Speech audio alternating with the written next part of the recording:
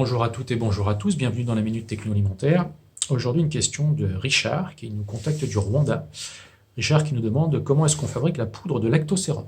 Alors, le lactosérum, c'est avant tout un coproduit de la fabrication des fromages et de l'industrie de la caséine. Et pour fabriquer de la poudre, il vaut mieux avoir ce qu'on appelle un lactosérum doux, c'est-à-dire à moins de 18 degrés Nordiques. Pour des facilités de transformation, c'est beaucoup plus facile de transformer un sérum doux qu'un sérum acide. Ce sérum doux est dans un premier temps clarifié pour éliminer tout ce qui est microparticules de fromage, ce qu'on appelle les fines. Il est également écrémé pour éliminer un maximum de matière grasse, pour avoir le moins de matière grasse possible dans la poudre qui gêne ensuite pour la suite de la fabrication. Ce sérum est ensuite préconcentré, c'est-à-dire que le sérum arrive en gros brut, natif, à un extrait sec d'à peu près 6,5%. Il est dans un premier temps préconcentré à 25-30%, soit par osmose inverse, il monte jusqu'à 22-23%, soit par évaporation sous vide, on peut le monter jusqu'à 30%, voire un petit peu plus.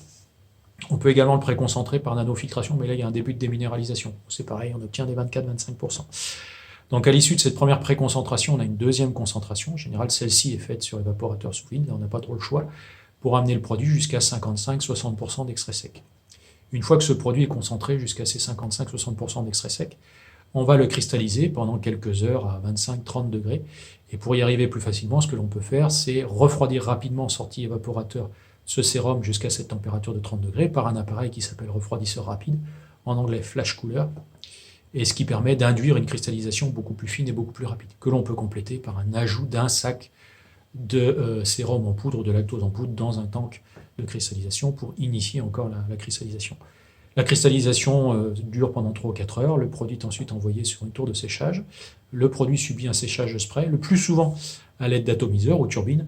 On évite d'utiliser des buses parce que le fait qu'il y ait des cristaux, il y a 75% du sérum qui est cristallisé, le fait qu'il y ait des cristaux a tendance à abraser un petit peu les buses. Donc on préfère turbine par rapport à buse, mais on peut faire aussi sur buse, ça permet de mieux maîtriser la densité des poudres obtenues.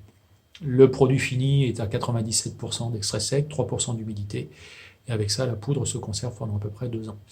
Voilà, si vous voulez tout savoir sur la fabrication des produits laitiers secs en poudre et des autres produits laitiers, ça se passe à l'Enilia Ensmic de Surgères. Donc le site internet c'est enilia-ensmic.fr.